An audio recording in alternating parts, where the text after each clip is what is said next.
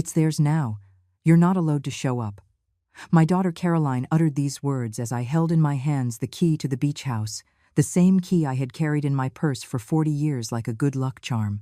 I was standing in the entryway of my own home, looking at my daughter who had just arrived with Patrick and his sister, Lauren. They came with serious faces, far too formal for a family visit. Caroline was wearing that green dress I had given her for her birthday, but now it looked like an executioner's uniform. "What are you talking about, honey?" I asked, although something in my stomach already knew the answer. I had noticed the strange looks in recent weeks, the conversations that would stop when I entered a room, the documents Patrick would quickly put away when I came near. "About the beach house, Mom," Caroline said with a voice that sounded rehearsed, as if she had practiced these words in front of a mirror. "We've already done the transfer.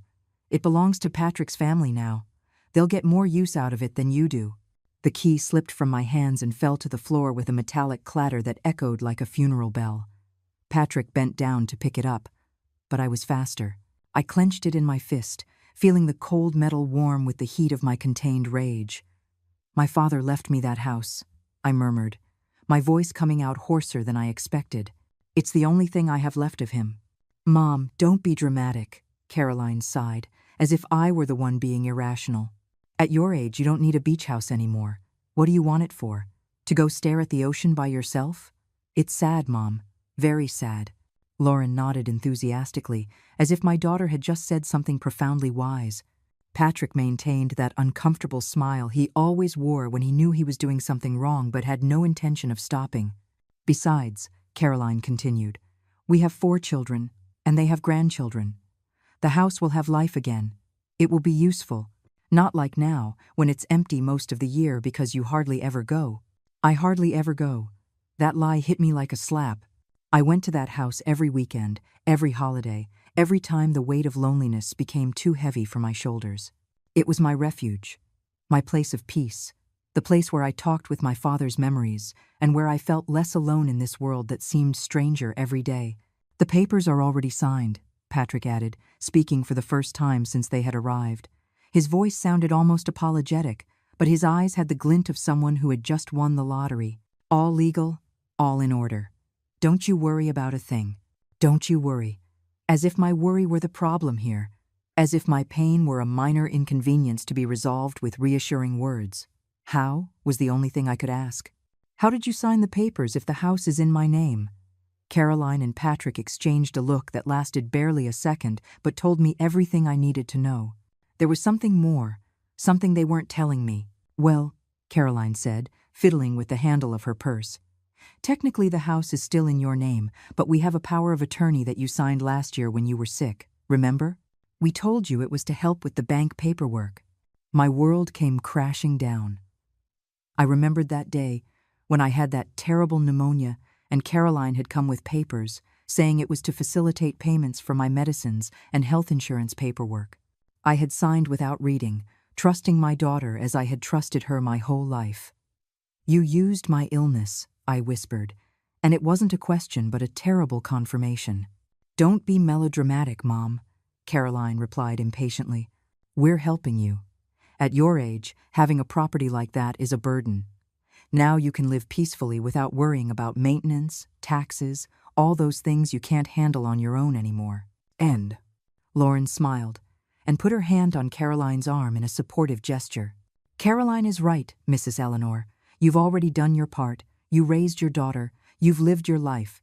Now it's time for the young people to enjoy what you've built." The young people, Patrick was 45 and Lauren was 42. I was 70, but I felt more alive than any of them.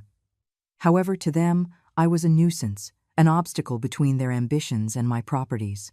"Mom," Caroline put her hand on my shoulder, and her touch burned like a hot iron. "Don't make that face. You know you can always come and visit us here. This is still your house. My house. This house where I had raised Caroline, where I had mourned for her father, where I had celebrated every one of her achievements and comforted every one of her defeats. Now they were offering it to me as a favor, as if I were a guest of their generosity." "I understand," I said finally, and my voice sounded so calm that even I was surprised. Caroline blinked, clearly expecting a different reaction. Patrick visibly relaxed. Lauren smiled in triumph. But I just smiled back, a small, quiet smile that seemed to say I accepted my fate with resignation. They couldn't know that this smile hid something completely different. "All right," I added, putting the key in my pocket. "If that's what you've decided, I suppose there's nothing more to talk about." The surprise on their faces was evident. They had come prepared for a battle, and I was giving them a surrender that seemed too easy. But 70 years of life had taught me that the most effective wars are the ones the enemy doesn't see coming. "They're moving in next Saturday," Caroline added, as if to make sure I fully understood the situation. "Patrick already spoke with a moving company. They're going to bring all their things early in the morning." I nodded slowly, maintaining that serene smile that seemed to reassure them so much. Inside, something was breaking, but it wasn't my heart. It was the last chain that bound me to naivety, to the belief that family always protects you, that a daughter's love is unconditional. "And my things?" I asked with genuine curiosity, as if it were a practical question with no emotional weight. "What things, Mom?" Caroline frowned, clearly confused by my calm demeanor. "Well, the house has furniture, decorations, my grandmother's china, the curtains I embroidered myself, the paintings." I listed them slowly, watching their expressions gradually change. Patrick cleared his throat. Well, we thought it would be easier if everything just stayed there, so the family can use the house immediately without having to buy everything new." Lauren nodded enthusiastically. "Yes, Mrs. Eleanor. It would be a shame to dismantle such a well-organized house. Besides, where would you put all those things? This house is already full." I looked around my living room, indeed filled with memories and objects accumulated over decades of life. But they didn't understand that every piece in that beach house had a story, had been chosen by me, paid for with my money, placed with my own hands. "You're right," I said finally, and I saw them relax again. "It would be complicated to bring everything here." Caroline smiled for the first time since she had arrived, a genuine smile that reminded me of the little girl she had been. "I'm glad you understand, Mom. I knew you'd be reasonable." Reasonable. That word echoed in my mind as I walked them to the door.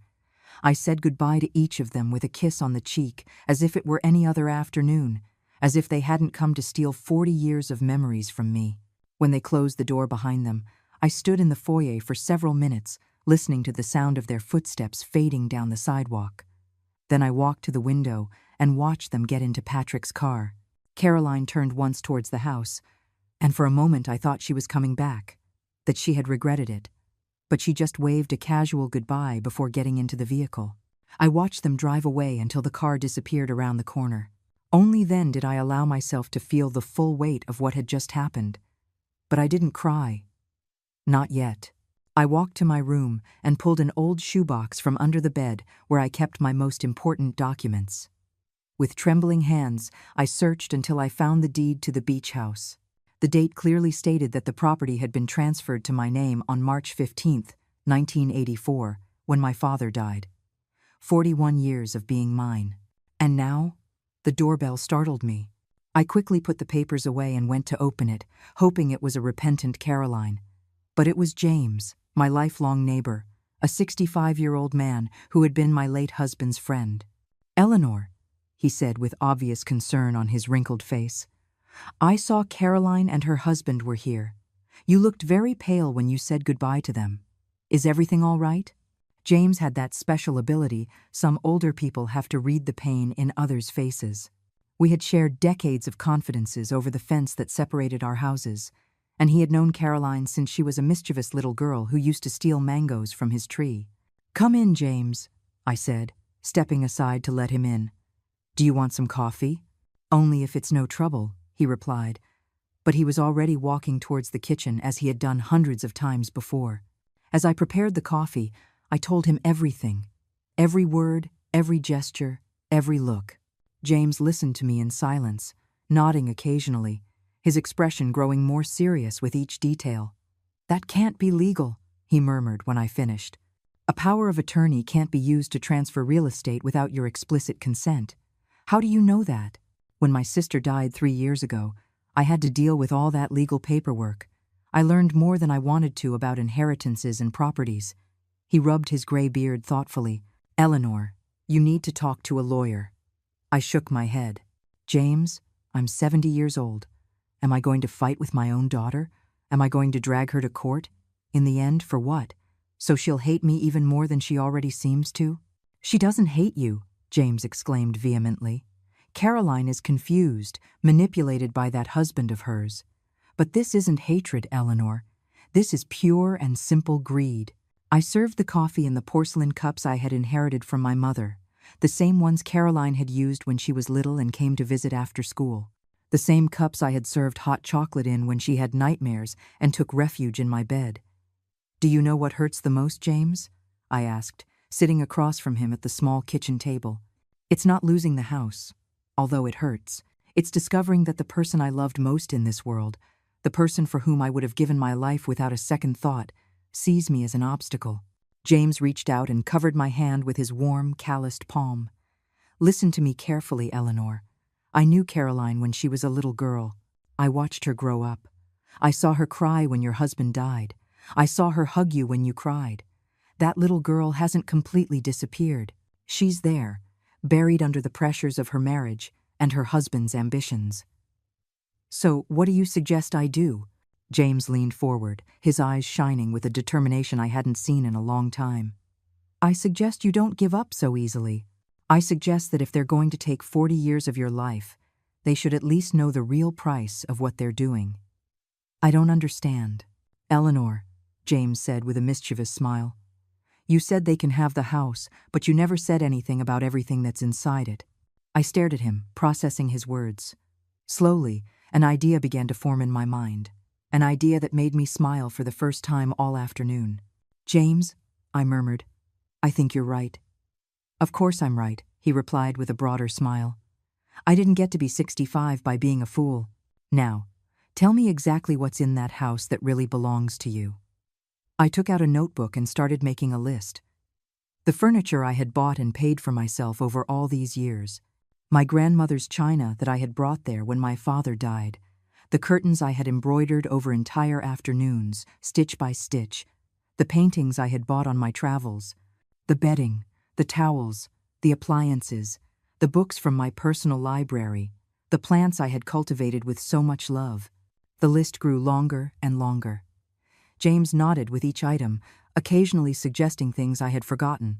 And don't forget, he said with a malicious glint in his eyes, everything you've put in to improve the house over these years. The air conditioning you installed last year, the bathroom upgrades, the kitchen you completely remodeled 5 years ago. He was right. I had invested not just money, but love in every corner of that house. And if Caroline and Patrick wanted the property, they would have to settle for what was legally theirs, 4 empty walls. But how am I going to get everything out without them noticing? Eleanor. James leaned back in his chair with a satisfied expression. That's what friends are for. And coincidentally, I know someone who owns a moving company. For the first time in hours, I laughed. A genuine laugh that came from deep within my chest. James, I said, squeezing his hand, I think Caroline and Patrick are in for a big surprise next Saturday. Oh, Eleanor, he replied, winking at me. You have no idea how big that surprise is going to be. That night, after James left, I stayed up late, refining the list and making plans. It wasn't revenge I felt, but something purer, justice. And for the first time since Caroline had spoken those terrible words, I felt in control of my own destiny.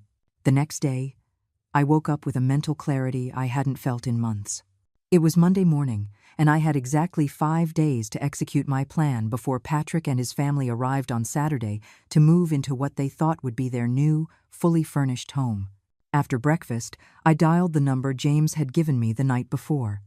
Frank, the owner of the moving company, turned out to be a man with a warm voice who listened to my situation with patience. Mrs. Eleanor, he said after I explained everything, James told me a bit about your situation last night. Don't you worry, we'll take care of everything. We can come tomorrow to do an inventory of what you need to move. Tomorrow? The speed surprised me. Of course, ma'am. Cases like yours, where there's, let's say, a certain family urgency, we handle with priority. Besides, James has been my best buddy for 20 years. Whatever he needs, he gets. That morning, I also called Caroline. My voice sounded casual, almost cheerful, when I asked if I could go to the beach house to pick up some personal things before Patrick's family arrived. "What things, Mom?" she asked with some suspicion.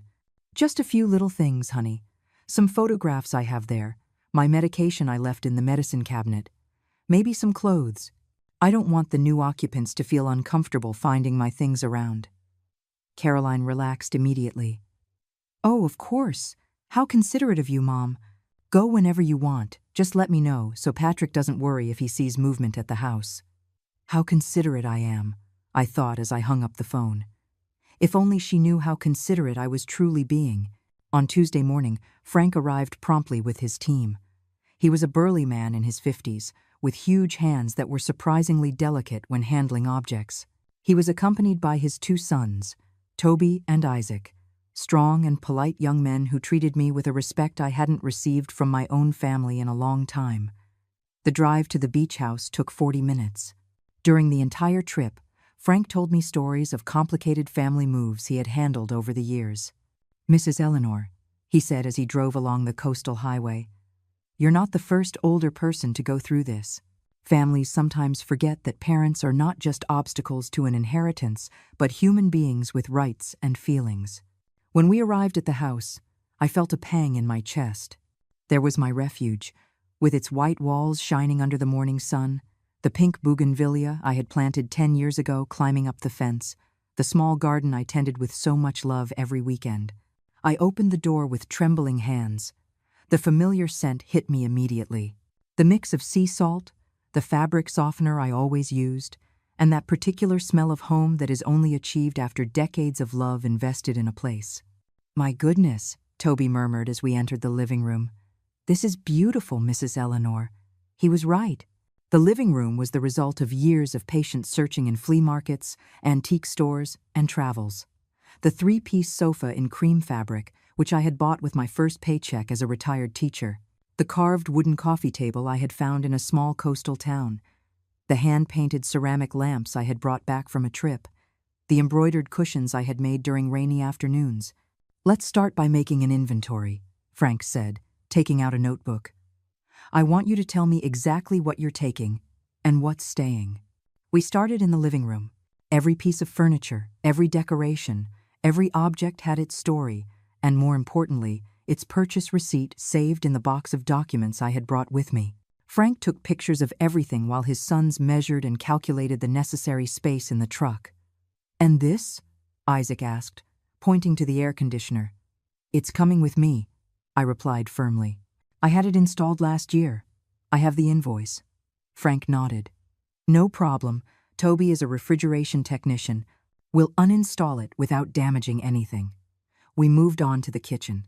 The stove, the refrigerator, the microwave, the complete set of dishes, the utensils, all had been purchased by me. Even the improvements I had made. The custom-made wooden cabinets, the backsplash tile I had personally chosen, the breakfast bar I had added 3 years ago. "Ma'am," Frank said with genuine admiration, "you turned this house into a real home." In the dining room, the situation was the same. The 6-person table I had inherited from my mother, the chairs I had restored myself, the sideboard where I kept the fine glassware, the linen curtains I had embroidered for months. We went up to the bedrooms. In the master bedroom, my king-size bed with its green velvet upholstered headboard, the matching nightstands, the dressing table with a mirror that had belonged to my grandmother, the dresser full of bedding I had collected over the years. "Mrs. Eleanor," Toby touched my arm gently. "It's okay." I realized I had been standing motionless in front of the dressing table mirror, remembering all the mornings I had combed my hair there, all the nights I had taken off my earrings after happy days at the beach. "Yes, son, I'm just remembering." In the guest room, we found more treasures. The single bed with its hand-knitted quilt, the desk where I used to sit and write letters, the library full of books I had accumulated over decades. The bathroom had been completely remodeled by me 2 years ago. The tiles, the shower, the sink, the mirror with an LED light, all of it was mine. "Is this going too?" Isaac asked, pointing to the tiles. Everything, I confirmed. I have all the receipts. Frank whistled softly. Ma'am, when we're done here, this house is going to look like it was just built. Bare walls and nothing else. Exactly as it should be, I replied with a smile that surprised me with its coldness. We went out to the garden. My plants, my pots, the garden furniture, the grill, the decorative lights I had hung for the romantic evenings I would no longer have but had imagined for so many years. The plants, too? Toby asked with curiosity. Especially the plants. Some of them I brought from cuttings from my mother's house. They're over 20 years old. At the end of the day, the list filled 12 pages of Frank's notebook. Practically everything that gave life and personality to that house belonged to me legally. When can we start? I asked. Tomorrow morning, Frank replied. But we need 3 days to do all this without damaging anything. It's a lot of dismantling and packing. Perfect, I said, mentally calculating. That leaves us with Friday for the final cleaning. Final cleaning? Isaac asked. Yes, I replied, and this time my smile was genuinely malicious. I don't want anyone to say I left this house dirty. When Patrick and his family arrive on Saturday, they are going to find the cleanest house of their lives. So clean they'll be able to see their reflections in every empty surface. Frank laughed heartily. Mrs. Eleanor, I like you a lot. It will be a pleasure to work for you. That night, back at my house, I called Caroline to inform her that I had gone to pick up some things. Everything okay, Mom? She asked me. Everything's perfect, honey. I picked up what I needed. The house is ready for Patrick's family to arrive. I'm glad to hear you're being so cooperative, Caroline said, and I could hear the relief in her voice. Cooperative? If only she knew how cooperative I was truly being. After hanging up, I poured myself a glass of wine and sat in my garden to watch the stars. For the first time in days, I felt at peace. This isn't revenge, I told myself. It's simply justice. And after 70 years of being the woman who always gave in, who always forgave, who always put others' needs before her own, I was finally doing something just for me. On Wednesday, the most satisfying move of my life would begin. Wednesday dawned clear, as if even the weather was conspiring in my favor. Frank and his team arrived at 7 in the morning, punctual as promised. They brought a huge truck and professional tools that immediately reassured me. Good morning, Mrs. Eleanor. Frank greeted me with a smile. Ready to start? More than ready. I had been awake all night, not from nerves, but from a strange excitement I hadn't felt in years. It was as if after decades of living on autopilot, I had finally taken control of my own story. We started in the garden. Toby and Isaac worked with surprising delicacy, digging up each of my plants as if they were archaeological treasures. The begonias I had grown from seed, the rose bushes I had transplanted from my mother's house, the succulents I had traded with other neighbors over the years. Ma'am, Toby told me as he carefully wrapped the roots of my favorite jasmine. These plants are beautiful. You can tell you've taken care of them with a lot of love. 20 years taking care of them, I replied, stroking the silky leaves of the jasmine. Some of them know me better than my own family. While they worked in the garden, I dedicated myself to packing the most delicate items in the house. Every photograph, every memory, every little treasure I had accumulated over 4 decades of happy summers. At noon, Caroline called me. Mom, how are you doing with your things? Very well, honey, I replied as I watched Frank carefully dismantle my air conditioner. I'm just picking up a few personal odds and ends. Don't take too long, okay? Patrick wants to stop by tomorrow to check that everything is in order for Saturday. Perfect, I thought. Tomorrow, Thursday, we would finish taking everything out, and on Friday, we would do the final cleaning.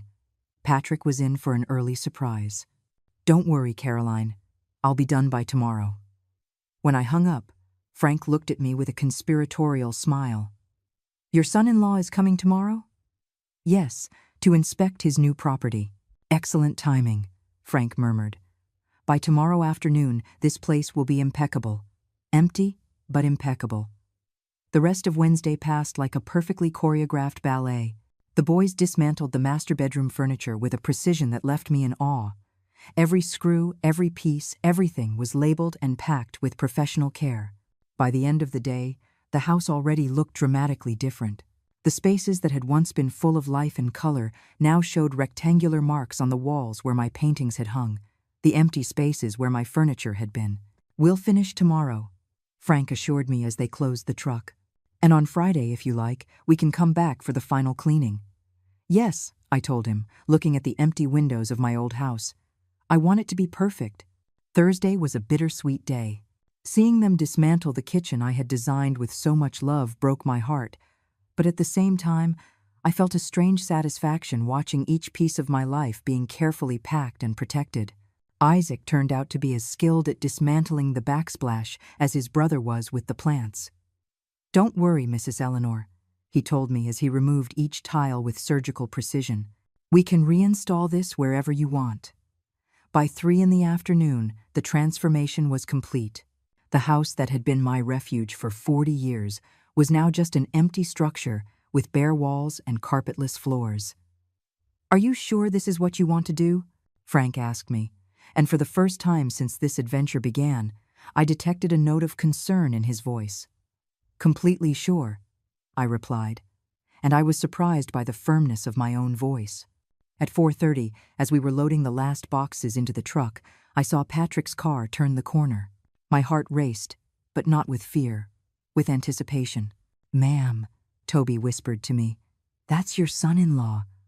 "Yes," I replied, smoothing my blouse and running my fingers through my hair. "I think he's a little earlier than expected." Patrick parked in front of the house and got out of the car with that arrogant confidence that had always bothered me.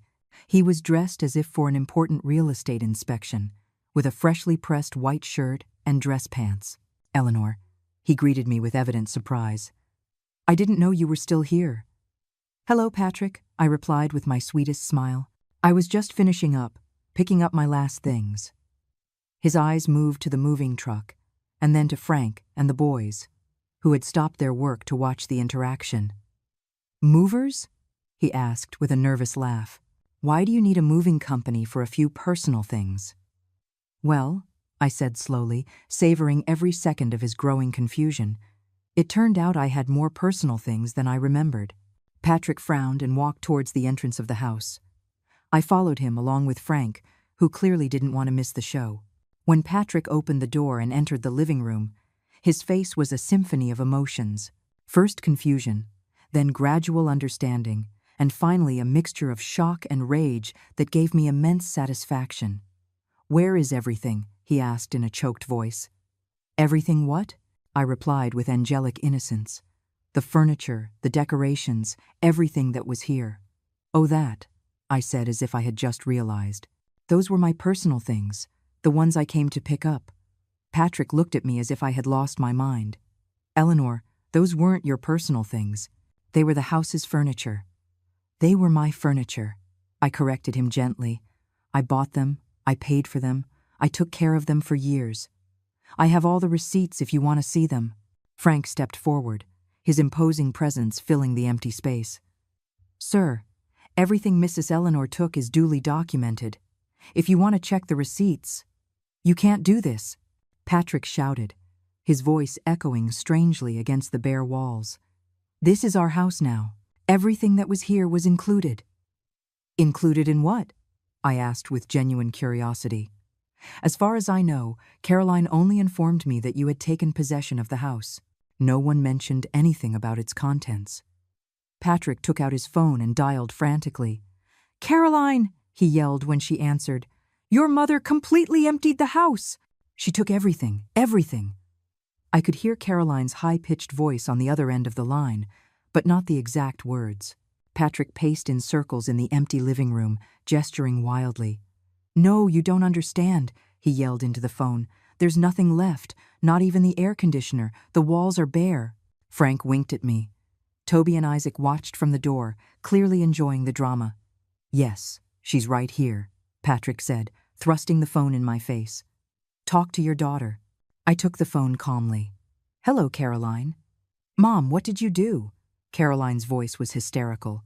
"I picked up my things just like I told you I would." "But Patrick says there's nothing left."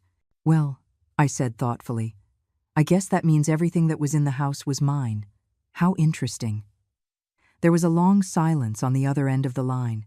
Finally, Caroline spoke in a controlled but furious voice. "Mom, that's not fair. We were counting on the house being furnished." "And why were you counting on that?" I asked with genuine curiosity. "When you took the house without consulting me, did you also invent that all my belongings belonged to you?" Patrick snatched the phone from me. "Caroline, you have to do something. The family arrives on Saturday. We can't host them in an empty house." While he continued his frantic conversation, I calmly walked out of the house. Frank and his sons had already finished loading the truck. "Mrs. Eleanor?" Frank asked. "We'll come back tomorrow for the cleaning." "Of course," I replied, taking one last look at the house where I had been happy for so many years. I want it to be impeccable for the new tenants. As I got into the car Frank had brought to take me back, I could see Patrick still gesturing in the empty living room, his agitated voice echoing throughout the house. For the first time in weeks, I laughed genuinely. "Ma'am," Frank told me as he started the car, "you are my new hero." That night, Caroline arrived at my house like a hurricane. She didn't ring the bell. She used her key as she had done for years. But this time, her entrance wasn't that of a daughter coming to visit her mother, but of a furious woman coming to confront her enemy. I found her in the living room, standing in the middle of the space with her arms crossed and an expression I had never seen on her face. It was as if the mask of the respectful daughter had finally fallen completely. "Mom," she said, her voice trembling with contained rage. "What the hell do you think you're doing?" I sat calmly in my favorite armchair, the same one where I had cradled her as a baby, where I had read her stories as a child, where we had talked about her boyfriends as a teenager. "I'm protecting what's mine," I replied in a calm voice. "What's yours?" Caroline exploded. "Mom, you are being selfish. A selfish and spiteful old woman." The words hit me like slaps, but I maintained my composure. 70 years of life had taught me that people show their true character under pressure. "Selfish?" I repeated softly. "I'm selfish for protecting the things I bought with my own money, that I cared for with my own hands for decades?" "You knew perfectly well that we were counting on the house being furnished," she shouted, starting to pace back and forth like a caged animal. "You knew Patrick's family is arriving on Saturday." "Yes, I knew," I admitted. "I also knew that you took my house without consulting me, using documents I signed when I was sick and vulnerable." Caroline stopped in her tracks. For a moment, something like guilt crossed her face, but it was quickly replaced by more rage. "That was for your own good. At your age, you don't need a beach house." "At my age," I repeated slowly, savoring the phrase I had heard so much in recent days. "Tell me, Caroline, at what exact age does a person stop deserving their own possessions? At what age do they become a burden to their children instead of being their mother?" Caroline looked at me with shining eyes full of tears that seemed more of frustration than sadness. "Don't be dramatic, Mom. No one said you were a burden." "No?" I slowly stood up from my armchair. "Then explain to me why my own daughter conspired with her husband to take away the house I love most in the world. Explain to me why you didn't consult me. Explain to me why you used my illness against me." "Because we knew you would object," Caroline shouted, and the truth finally came out. "We knew you'd be impossible and would make 1,000 excuses." Excuses. The word came out like a venomous whisper. Defending my property would be an excuse. At that moment, the doorbell rang. Caroline and I looked at each other, both surprised by the interruption. I went to open it and found James standing on my doorstep with a worried expression. "Eleanor," he said, glancing towards where Caroline was visible from the entrance. I heard shouting. "Is everything all right?" Diana appeared behind me. "Hello, Mr. Anderson," she said with a forcedly sweet voice, trying to compose her mask of the perfect daughter. But James had known Caroline since she was a child, and he wasn't easily fooled. He greeted her with obvious coldness. "It's been a while since I've seen you around here." "Yes, well," Caroline shifted uncomfortably. "I've been busy. Busy taking your mother's house, from what I hear," James said bluntly. Caroline's mask cracked again. "That's none of your business, Mr. Anderson. When someone is shouting in the house next door, it does become my business. James replied, entering without being invited and clearly positioning himself on my side, especially when those shouts are directed at a woman who has been my neighbor and friend for 30 years. Caroline looked at me as if I had betrayed some family secret by telling James what had happened. "Mom, you told our private business to the neighbors?" "I told my friend that my daughter stole my house," I said with brutal simplicity. "We didn't steal anything," Caroline shouted, completely losing control. "The house is still in your name. We're just using it." "Using it," I repeated, "and forbidding me from showing up." James whistled softly. "Caroline, my girl, I carried you on my shoulders when you were 5 years old. I taught you how to ride a bike when your father was working. I comforted you when your first boyfriend broke your heart. But this," he shook his head in disgust, "this is not the girl I knew." Caroline turned to James with flaming eyes. "You don't understand the situation."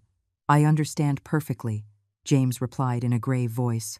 "I understand that a 70-year-old woman who spent her life sacrificing for her family is being punished by that same family for the crime of getting old." "That's not true." "No?" James crossed his arms. "Then explain to me why your mother can't use her own house." Caroline opened her mouth to answer, but no sound came out. For the first time since she had arrived, she seemed to truly see what she was doing. It's just, she stammered. "Patrick's family is large, and they need." "And your mother doesn't need?" James interrupted. "Your mother doesn't deserve to enjoy what she built with her work? She's already lived her life." Caroline exploded, and those words hung in the air like a death sentence. James and I were silent, processing what she had just said. Caroline seemed to immediately realize the enormity of her words. But it was too late. "Caroline," I said softly, "do you really think I've already lived my life? That at 70 years old, I no longer deserve moments of happiness?" Caroline started to cry, but they were not tears of remorse but of frustration. "That's not what I meant." "Then what did you mean?" "I meant that. She wiped her tears brusquely. "That we have children to raise, a future to build. You've already raised your daughter. You've already built your life. And now it's my turn to step aside so you can build yours on the remains of mine." I finished for her. "Yes," Caroline shouted, then covered her mouth, horrified by her own honesty. James put a protective hand on my shoulder. "Eleanor," he said without taking his eyes off Caroline, "I think you've heard everything you needed to hear." Caroline stood up straight, trying to regain some dignity. "Mom, you can still fix this. We can reach an agreement. You can come visit us at the house a few times a year, when Patrick's family isn't there." The generosity of her offer left me speechless for a moment. My own daughter was offering me crumbs of my own property, as if it were an extraordinary favor. "You know what, Caroline?" I said finally. "You're right about one thing. I have already lived my life of sacrifice, of putting others before myself, of accepting crumbs with gratitude. I have lived that life completely." Caroline smiled, thinking she had won. "But now," I continued, "I am going to live a different life. A life where I do not allow anyone, not even my own daughter, to treat me as if I were a piece of old furniture that's in the way." The smile vanished from Caroline's face. "So no, I'm not going to fix anything. The furniture, the decorations, everything I took out of that house stays with me. If you want the house, you can have it. But you're going to have it exactly as you deserve it. Empty." Caroline looked at me with a mixture of disbelief and rage that broke my heart. But I didn't back down. "You are a cruel and vengeful woman," she told me, her voice trembling. "No," I replied. "I am a woman who has finally learned to defend herself." Caroline stormed out of my house, slamming the door so hard it shook the windows. James and I stood in the silence that followed, processing what had just happened. "Eleanor," James said after a moment, "are you okay?"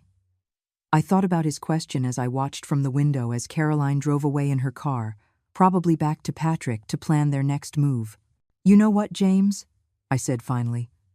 "I think for the first time in a long time, I am perfectly okay." And it was true. My heart ached for the break with Caroline, but for the first time in years, I felt completely in charge of my own life. Friday dawned with a strange tranquility. I had slept better than I had in weeks, as if I had finally put a heavy burden down after carrying it for a long time.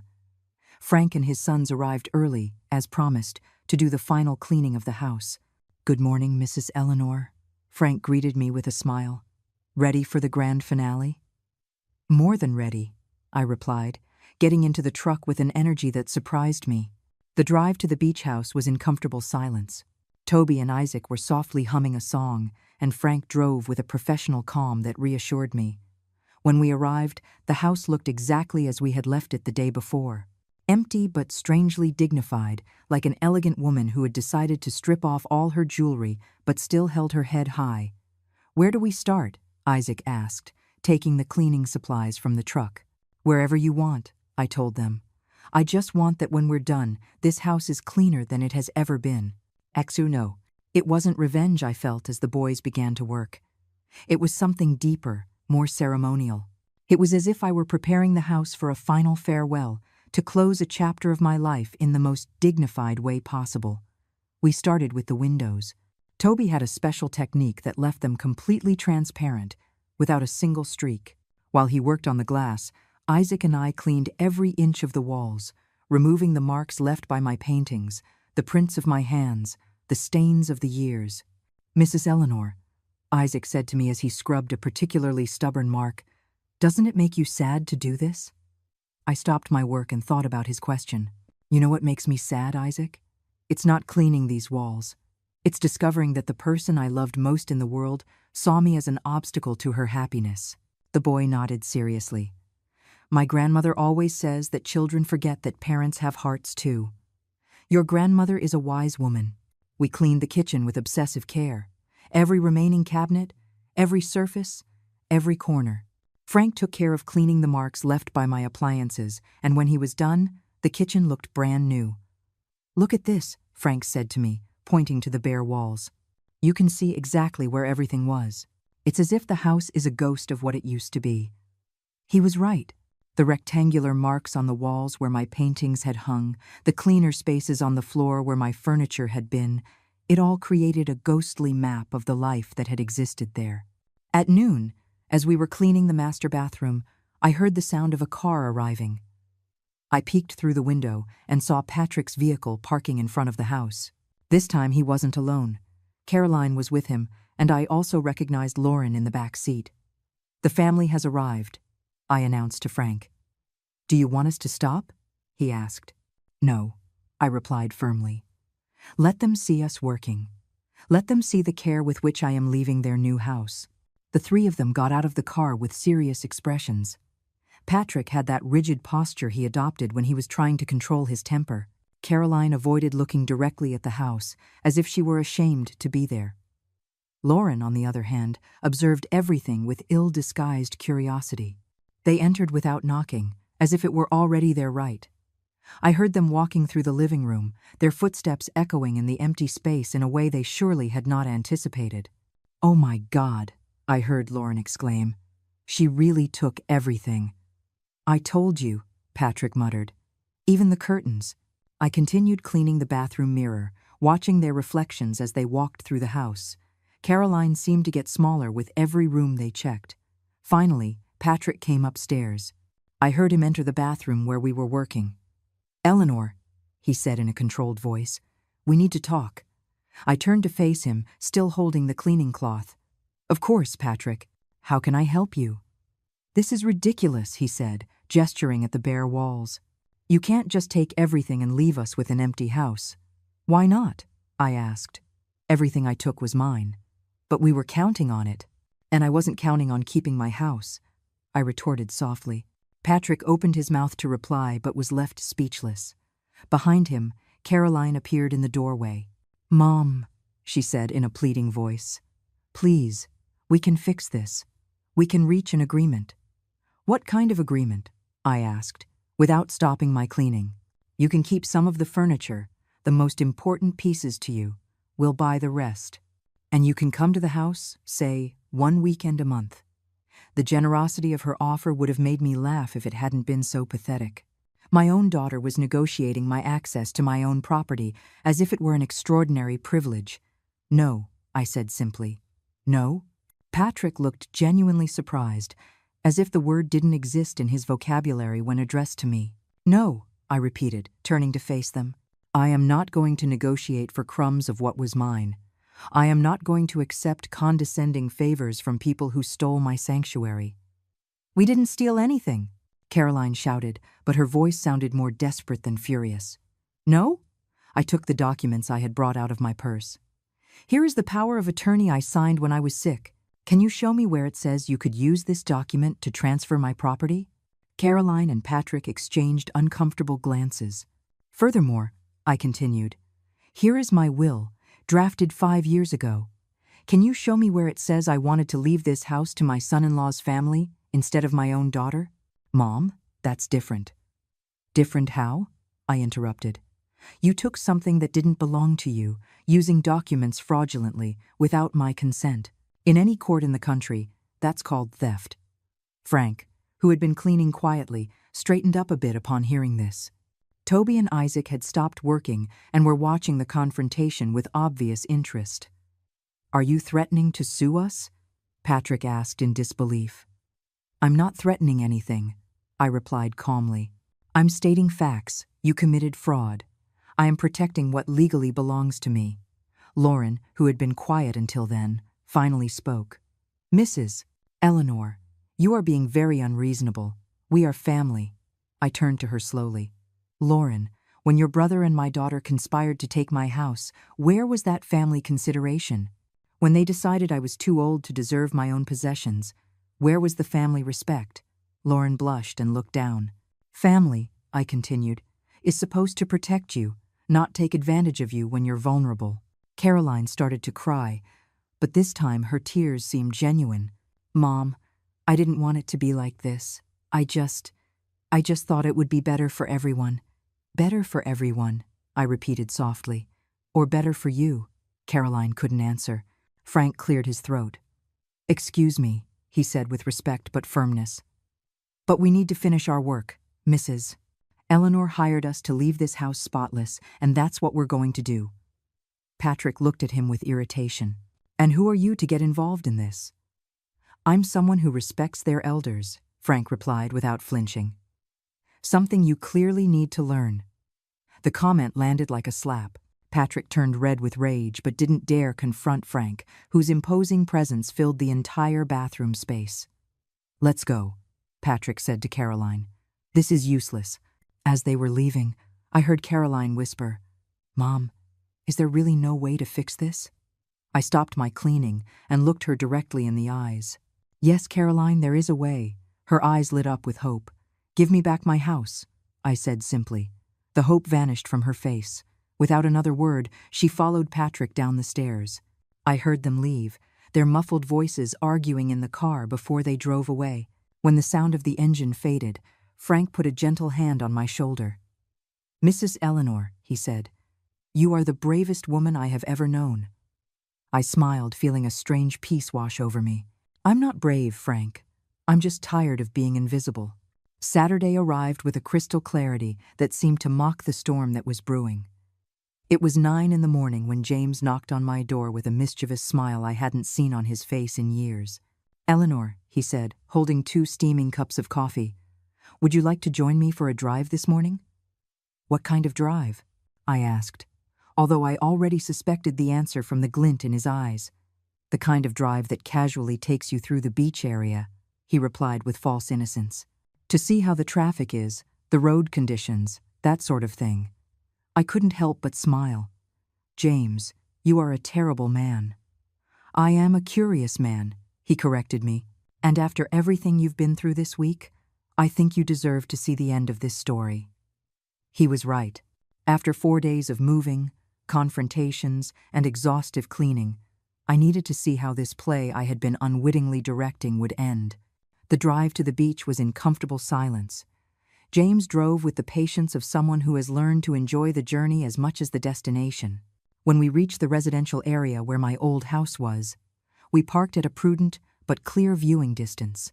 "There it is," James murmured, pointing towards the house that looked perfectly clean and completely empty through the uncurtained windows. We didn't have to wait long. At exactly 10:30, a caravan of 3 cars began to arrive. The first was Patrick and Caroline's. The other two were loaded to the brim with suitcases, boxes, and what appeared to be the first desperate attempts to get last-minute furniture. "Is that the whole family?" James asked, as we watched a group of about 12 people get out of the cars. "I suppose so," I replied, recognizing some of Patrick's siblings whom I had met at weddings and birthdays over the years. The first sign that something was wrong was when Patrick opened the front door, and the group stood motionless on the threshold. From our position, we could clearly see through the bare windows how the first people who entered stopped abruptly, as if they had hit an invisible wall. "Where's the furniture?" we heard an older woman, whom I recognized as Patrick's mother, shout.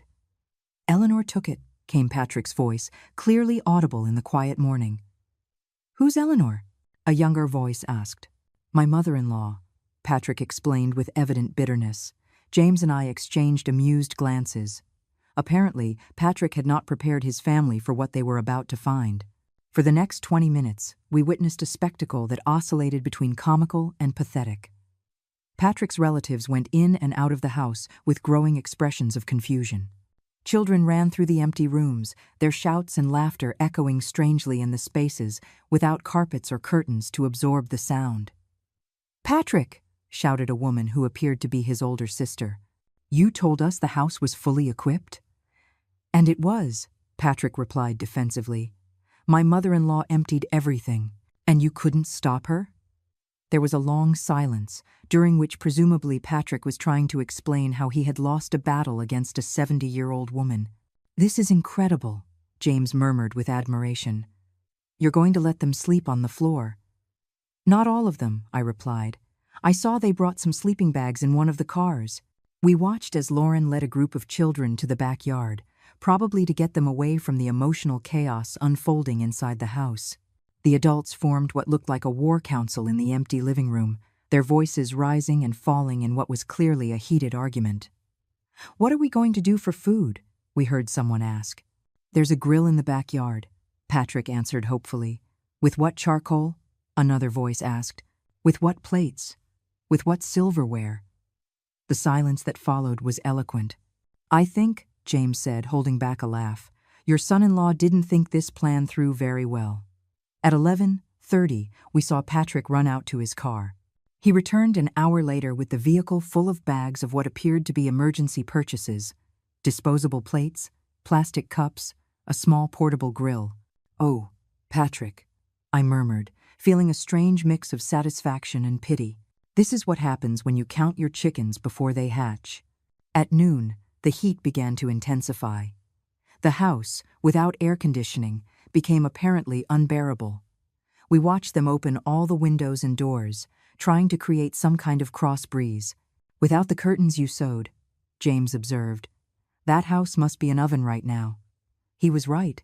I had designed the curtain system specifically to block the midday sun that mercilessly entered through the west-facing windows. By 1 in the afternoon, we saw the first group of deserters. 2 couples with small children packed their things and left, clearly unable to stand the conditions. We heard them arguing with Patrick before they left, their voices filled with frustration and reproach. "They're leaving," I observed. "The smart ones always leave first," James commented wisely. Caroline appeared at the front door, talking agitatedly on the phone. Even from a distance, I could see the tension in her posture, the way she gestured with desperation. "I bet she's trying to get rental furniture," James said. "On a Saturday, with this urgency," I replied. "It's going to be very expensive, if she can even get anything." At 2 in the afternoon, a truck from a furniture rental store arrived. My hopes that Caroline had managed a quick solution faded when I saw what they unloaded. A few plastic folding chairs, 2 card tables, and what looked like some inflatable mattresses. "That's not going to be enough for even half the people," I observed. "No," James agreed, "and it's going to cost a fortune for a week." Sure enough, half an hour later we saw more people packing up and leaving. By 3 in the afternoon, only Patrick, Caroline, Lauren, and what appeared to be Patrick's parents remained 2 older people who looked clearly uncomfortable in the plastic chairs under the relentless sun. "The old folks are always the last to leave," James murmured. "They don't want to admit the plan failed." At 4, even Patrick's parents had had enough. We watched them load their suitcases with expressions of clear disappointment and frustration. "Patrick," we heard his mother shout, "the next time you invite us somewhere, make sure you actually have a suitable place to host us." When they left, only Patrick, Caroline, and Lauren remained in the empty house. From our position, we could see them sitting in the plastic chairs in the middle of the living room, surrounded by the few possessions they had brought for what was supposed to be a triumphant family vacation week. "Do you know what the most ironic part of all this is?" I asked James. "What?" "That if they had come to talk to me like adults, like family, I probably would have been willing to share the house for a few seasons, but they decided to take it by force." James nodded. "Pride and greed make people make the stupidest decisions." At 5 in the afternoon, as the sun began to set and the temperatures became more bearable, we finally saw decisive movement. Caroline came out of the house and began to load the few things they had brought back into the car. "They're giving up," James announced with satisfaction. "Already?" I asked, feigning surprise. "But it's only their first day in their new vacation home," James laughed. "Eleanor, you're diabolical." "No," I replied, watching as Patrick helped load the last bags, his defeated posture evident even from a distance. "I'm a woman who finally learned that sometimes justice comes in unexpected forms." When the last car drove away from the empty house, James and I sat in silence for several minutes, processing what we had just witnessed. "And now what?" James finally asked. I looked at the house that had been my refuge for 40 years, now empty and abandoned like a theater after the final performance. "Now," I said slowly, "I begin the next chapter of my life." The days following the great family weekend fiasco were strangely quiet. Caroline didn't call, didn't visit, didn't send any messages. It was as if she had decided I had ceased to exist, just as she had decided I no longer deserved my own house. But I was not idle. On Monday morning, Frank arrived at my house with a proposal that would change everything. "Mrs. Eleanor," he said as we had coffee in my kitchen, "I've been thinking about your situation. What are you going to do with all the furniture we took out of the beach house?" It was a good question. My furniture was stored in a warehouse Frank had arranged, waiting for me to decide what to do with it. My current house was already complete, and it made no sense to crowd decades of memories into a space that couldn't contain them. "I don't know," I admitted. "I suppose I'll have to sell some things." "Sell them to whom?" Frank asked with a smile that made me suspect he had something in mind. "I don't know. To people who need used furniture. How about to people who need furniture urgently?" His smile widened. "People who, let's say, just moved into an empty house and discovered they have nothing to fill it with." I stared at him, processing his suggestion. "Frank, are you suggesting what I think you're suggesting?"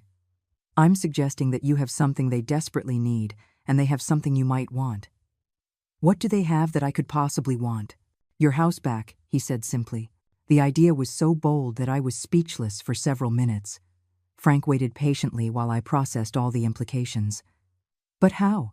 I finally asked. "Easy. You sell them the furniture, but with conditions. The price includes not only the furniture, but also the right to shared use of the house." "Shared use?" "Yes. Let's say they can use the house during the summers, and you use it for the rest of the year. Or you can split the weekends. The details can be negotiated."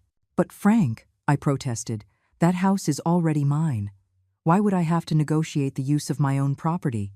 "Because," Frank said with a pragmatism I admired, "sometimes it's better to win the war bit by bit than to lose all the battles trying to be completely right." His words gave me pause. He was right in a way. I could continue to be the right but rejected grandmother, or I could be the clever grandmother who found ways to reclaim some of what she had lost. "And what if they don't accept?" I asked. "Mrs. Eleanor," Frank leaned back in his chair with confidence, "after what they witnessed on Saturday, they will accept anything you offer. They're desperate." That afternoon, against all my instincts, I called Caroline. "Mom?" Her voice was cautious, as if she wasn't sure whether to hang up or listen. "Caroline," I said in the most neutral voice I could muster. "I heard the weekend didn't go as you expected." There was a long silence. Finally, Caroline sighed. "No, it didn't go well." "Do you want to talk about it?" "What for, Mom? So you can say, 'I told you so'?" "No," I replied honestly. to see if we can find a solution that works for everyone. Another long pause. What kind of solution? Why don't you come to the house tomorrow? We can talk like adults. Are you going to yell at me? The question broke my heart. Caroline, I have never yelled at you in your life. I know, she murmured. I was the one who yelled at you the other night. Yes, I confirmed softly. You were. On Tuesday afternoon, Caroline arrived at my house with the attitude of someone going to the dentist, necessary but painful. She looked tired, older, as if the last few days had taken a heavy toll on her appearance. Hi, Mom, she greeted me with a small voice.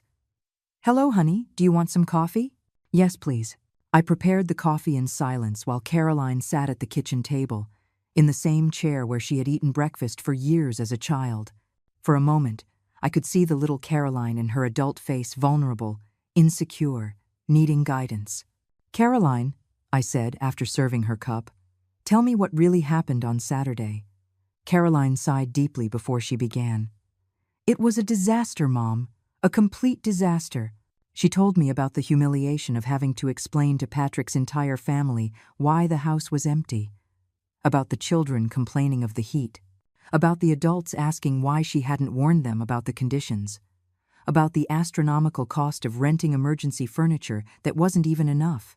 Patrick's mother told me I was the most irresponsible hostess she had ever met, Caroline concluded with tears in her eyes. And she was right.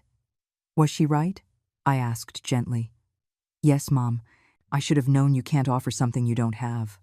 Caroline, I said carefully, you knew I had furnished that house over decades. Did you really think that furniture was automatically included with the property? Caroline was quiet for a long moment. I guess I never thought about it. To me, the house had always been furnished. I just assumed it was part of the house. As if I were part of the furniture? I asked, but without sarcasm, with genuine curiosity. Caroline looked at me with tear-filled eyes. Mom, I never wanted to hurt you. I genuinely thought it was for the best for everyone. The best for everyone, I repeated. Or the best for Patrick and his family? For everyone, Caroline insisted, but her voice didn't sound convincing even to herself. Caroline, I said, leaning forward, do you know the difference between what you did and what I did? She shook her head. You took something that wasn't yours, without asking. I protected something that was mine. You acted in secret. I acted openly. You assumed I had no rights. I exercised the rights I legally have. Caroline nodded slowly, as if she were finally beginning to understand the magnitude of what she had done. Is there any way to fix this? She asked in a small voice. Maybe, I replied, but it's going to require all of us to be honest about what we really want and what we're willing to give. What do you mean? I mean, you obviously need furniture for that house, and I have exactly the furniture you need. Caroline's eyes lit up with cautious hope. But, I continued, I am not going to give it to you for free, and I am not going to accept being excluded from a house that is still legally mine. What are you proposing? I will sell you all the furniture I took out of the house, but the price includes something more than money. What else? Access, shared use of the house, a calendar where we can divide the time fairly. Caroline frowned, clearly trying to process the proposal. How much money? She finally asked. $50,000, I said, naming a figure that was fair but significant. Caroline choked on her coffee. Mom, that's a lot of money. Caroline, I told her calmly, it's less than what new furniture of that quality costs. It's less than what Patrick will spend trying to furnish that house from scratch, and it's less than what you'll spend on hotel rentals if you don't have a decent place to host your family. Caroline did the mental math, and I could see the exact moment she realized I was right. And the shared use? 6 months for you, 6 months for me, or we can split the weekends, or any arrangement that is fair to both parties. Caroline was quiet for several minutes, clearly debating internally. I have to talk to Patrick, she said finally. Of course, I replied. But Caroline, this offer has an expiration date. If I don't receive an answer by Friday, I'm going to sell the furniture to someone else, and you can fend for yourselves. Would you really do that? Caroline, I told her, looking her straight in the eye. After everything that has happened, do you really doubt that I would do exactly what I say I'm going to do? For the first time in the entire conversation, Caroline smiled. A small but genuine smile. "No," she admitted. "I don't doubt that anymore." When she left, I sat in my kitchen, wondering if I had done the right thing. It wasn't the perfect justice I perhaps deserved, but it was a step towards reconciliation without completely sacrificing my dignity. For the first time in weeks, I had hope. On Thursday night, Caroline called me. "Mom," she said with a voice that sounded different, more mature. "We accept your proposal." I felt a mixture of relief and satisfaction that I hadn't anticipated. "All the terms?" "All the terms. Patrick will transfer the money tomorrow, and we want to talk to you about the shared use calendar." "Very well," I replied, keeping my voice neutral despite the emotion I felt inside. "When do you want Frank to bring the furniture back? Would Saturday be okay? Patrick's family wants to try the weekend again." I laughed softly. "Of course, Caroline, but this time they're going to have a very different experience." On Friday morning, the money appeared in my bank account. $50,000 that represented much more than the monetary value of my furniture. It represented the price of my dignity, the cost of being taken seriously, the fee for having learned to defend myself. That afternoon, Caroline and Patrick came to my house to discuss the calendar. Patrick looked uncomfortable, like a child who has been forced to apologize after breaking something valuable. "Eleanor," he said as he entered, I want to apologize for how we handled this whole situation." "How you handled it, Patrick?" I asked, wanting to hear him say the words. "I handled it badly," he admitted, looking at the floor. "We shouldn't have used the power of attorney that way. We shouldn't have assumed the furniture was included. We shouldn't have excluded you from your own house." "No," I agreed, "you shouldn't have." We sat in my living room and spread a calendar over the coffee table. For the next hour, we divided the year in a way that gave each family equitable access to the beach house. "The summers will be shared," I stated firmly. "1 week you, 1 week me. The winters will be mostly mine, because you prefer tropical vacations anyway." Caroline nodded. "That seems fair." "And," I added, "when either of us has guests, the other party will have at least 2 weeks' notice." "Agreed," Patrick said, and for the first time since I'd known him, his agreement sounded genuine. On Saturday morning, James and I returned to the beach house, but this time not as spies, but as part of the official process. Frank and his sons were already there, carefully unloading every piece of furniture, every decoration, every piece of the life that had been torn from those walls. "Mrs. Eleanor," Toby told me as he carried my favorite sofa, "it feels good to bring these things back to their home, doesn't it?" "Yes," I replied, watching as my house slowly came back to life. "It feels like it's breathing again." Caroline arrived mid-morning with coffee and pastries for everyone. It was a small but significant gesture. For the first time in weeks, she seemed like the daughter I had raised instead of the stranger who had shown up to rob me. "Mom," she told me as we watched Isaac reinstall my air conditioner, "do you think we can ever go back to being a normal family?" "Caroline," I replied, hanging one of my favorite paintings in its usual place, "we were never a normal family. But maybe we can be an honest one." By noon, the house had been completely restored. Every piece of furniture in its place, every painting on its wall, every plant in its pot. It was as if the last 2 months had been just a strange nightmare. "It's beautiful," James murmured, observing the fully furnished living room. "It's hard to believe it was ever empty." Patrick arrived with his family just as Frank was finishing the final adjustments. This time, when they entered the house, their expressions were of genuine amazement and gratitude. "Oh my goodness!" exclaimed Patrick's mother, the same woman who had made such harsh comments the week before. "This is absolutely perfect." The children ran to the garden, exclaiming with delight at the sight of the restored plants and garden furniture in its place. The adults settled comfortably on the sofas, commenting on the quality of everything, the attention to detail, the warmth of the space. "Eleanor," Patrick's father told me, "your house is beautiful. Thank you for sharing it with us." For sharing it. Not for giving it to us. Not for letting us use it. For sharing it. Those 2 words made the difference between humiliation and respect. That afternoon, while Patrick's family was settling in for their weekend, Caroline and I walked along the beach. It was the first time in months we had been alone without tension between us. "Mom," Caroline told me as the waves lapped at our bare feet, "I learned something important from all of this." "What did you learn?" "I learned that treating someone as if they're invisible doesn't make them disappear, it just makes them stronger." I smiled, feeling the sea breeze caress my face. "That's a valuable lesson, honey." "I also learned," Caroline continued, "that my mother is much smarter and more resilient than I thought." "I was always smart and resilient," I replied softly. "I just never had to prove it so dramatically." We walked in silence for several minutes, listening to the eternal sound of the waves. "Do you forgive me?" Caroline finally asked. "I've already forgiven you," I replied. "But forgiveness doesn't mean I forget. It means I trust that you've learned from your mistakes." "You trust me?" "I'm learning to trust you again," I said honestly. "But, Caroline, if something like this ever happens again, I won't be so generous next time." Caroline nodded seriously. "It won't happen again, Mom. I promise." End quote. That night, James and I had dinner at the small seafood restaurant we had frequented for years. We toasted with white wine as the sun set over the sea. "To battles well fought," James said, raising his glass. "To lessons well learned," I replied, clinking my glass against his. "Do you know what the most interesting thing about this whole situation is?" James asked. "What?" "That in the end, everyone won something. Caroline learned to respect her mother. Patrick learned that actions have consequences.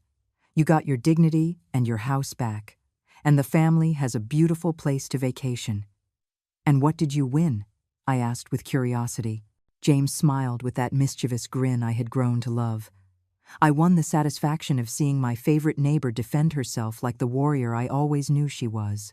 A month later, I was sitting on my favorite terrace at the beach house, reading a book while the morning sun warmed my face. It was Tuesday, my day, my time, my peace. I heard footsteps on the sand and looked up to see an older woman walking along the beach, exactly as I used to do before all this drama began. She looked alone, but not sad. She looked free. She reminded me of myself a few weeks ago, when I thought my life of adventure was over, that my role had been reduced to being an obstacle to the ambitions of others. I stood up and walked towards the shore. "Good morning," I called out to the woman. She approached with a smile. "Good morning. Are you the owner of that beautiful house?" "I am one of the owners," I replied, and the words tasted like victory. "Would you like to come in for a coffee?" "I would love that," she responded. As I prepared coffee for two in my fully restored kitchen, I thought about everything that had happened. Caroline was right. I had learned that I was stronger than I thought. But I had also learned something more important. I had learned that it is never too late to write a new chapter of your own story. I had learned that dignity is not something others give you, but something you decide to keep. And I had learned that sometimes the best revenge is not the pain you cause others, but the happiness you decide to create for yourself. I served the coffee in the porcelain cups I had inherited from my mother, the same cups Caroline had used when she was a child, the same ones I would now use to welcome new friends into my reclaimed home. "So," I said to my new friend as we sat on my terrace, "tell me about yourself. Are you enjoying your freedom?" She laughed. "How did you know I was free?" "Because," I replied, raising my cup in a silent toast to the infinite sea, "I recognize a woman who has finally decided to live for herself. And so, sitting on my terrace, in my house, on my time, with the sea stretching endlessly before me, I knew that I had done more than just get my furniture back. I had gotten my life back."